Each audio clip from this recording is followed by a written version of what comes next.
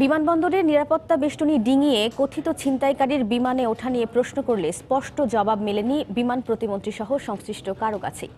তদন্ত কমিটি বলছে খতিয়ে দেখেই তারা জানাবে। বিমান প্রতিমন্ত্রী মাহবুব আলীর দাবি, 4 স্তরের নিরাপত্তা বেষ্টনী পাশ কাটিয়ে কারো পক্ষেই সম্ভব নয় বিমানে ওঠা। এদিকে কথিত ছিনতাই চেষ্টাকারীর পরিচয় শনাক্ত করেছে র্যাব। পলাশ আহমেদ নামের ওই যুবকের বাড়ি নারায়ণগঞ্জের সোনারগাঁওয়ে। র্যাব জানিয়েছে সে তালিকাভুক্ত সন্ত্রাসী। একজন যাত্রীকে বিমানে ওঠা পর্যন্ত ডিঙাতে হয় 4টি নিরাপত্তা স্তর। নিরাপত্তা কর্মীদের সামনে প্রদর্শন করতে হয় মোবাইল, মানিব্যাগ, এমনকি সামান্য চাবির রিংও। সেখানে প্রশ্ন ওঠে, নকল কিংবা আসল যাই হোক, বিমানবন্দরের নিরাপত্তা ভেদ করে পিস্তল নিয়ে কিভাবে প্রবেশ করলো একজন যাত্রী। যদি সে আদৌ কমপ্লিটলি প্লাস্টিকের হয় তখন হয়তো মেটালে আসবে না, কিন্তু তার বডি সার্চে বা স্ক্যানিংয়ে আসা উচিত।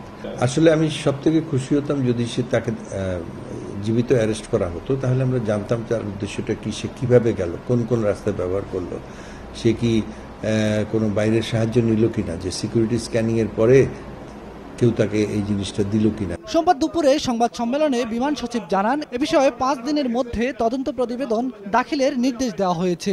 প্রতিমন্ত্রীর দাবি, নিরাপত্তা বেষ্টনী ভেদ করা কোনোভাবেই সম্ভব নয়। তবে পিস্তল নিয়ে বিমানে প্রবেশের প্রশ্নের স্পষ্ট উত্তর মেলেনি তাদের কারো কাছ থেকেই।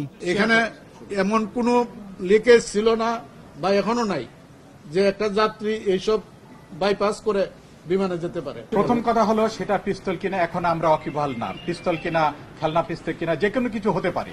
তারপরে আমরা তদন্ত টিম গঠন করেছি, তদন্ত টিমের রিপোর্টের পরে আমরা বুঝতে পারবো এটা প্রকৃতপক্ষে অস্ত্র নাকি খেলনা অস্ত্র বাকি।